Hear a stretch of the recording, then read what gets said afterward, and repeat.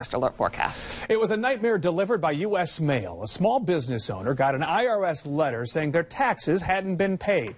Impossible, thought Tracy Allen. The company she hired to do their payroll took the money out of their accounts. The problem was the payments were never sent to the government. The payroll company, Centercede, was here in Charlotte. Its dealings were the focus of an On Your Side investigation back in 2012. 4 years later, new information. Centercede bosses pleading guilty to federal charges. When I say the name Centercede, what do you think of? I go, a bag of problems. Sue Makepeace, for about 5 years now, has been inundated with notices, filings, and ultimatums. How much money are we talking about? $47,000.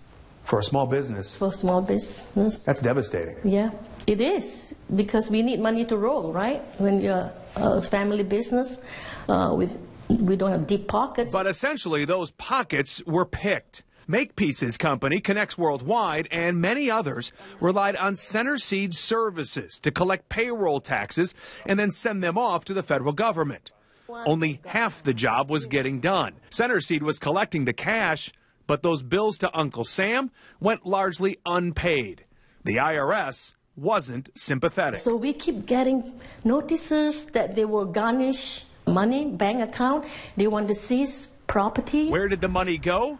Our original investigation back in 2012 led us to a bankruptcy hearing for Centercede. We obtained audio from that meeting. This is the first meeting of creditors. Answering questions was the company's chief financial officer, John Thigpen. It's where we found out Centercede had failed to pay more than $2 million in taxes collected for various businesses, all while paying company executives Frank Moody and Jerry Overcash more than $200,000 a year in salary. And has Mr. Overcash received money since the bankruptcy was filed? He reduced his salary to $120,000 a year. Neither Thigpen, Overcash, nor Moody would answer our questions back in 2012. We can tell you two of those players are answering questions now. Thigpen and Overcash are both spending time here in the federal court system. Both are pleading guilty after being charged with fraud, and both are now awaiting sentencing. Making the case even more maddening to victims, court documents back up what we reported in 2012.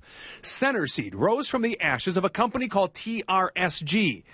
It had been shut down by the IRS because it failed to pay $9 million in federal payroll taxes. This is the Charlotte office of the IRS. Caught in the middle, business owners like Sue Makepeace. We not only lose money, we lose our reputation. Do you have any hope for any restitution through all these court proceedings? No, I don't have any hope at all.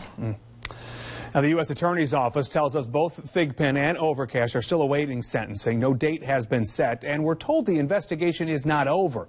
We reached out to attorneys for both men. Neither returned our call. Now, we also reached out to the IRS. We have questions about the formation of Centercede after its predecessor, TRSG, was shut down by the IRS. Remember, $9 million in unpaid taxes. So far, those questions have gone unanswered. Well, those poor people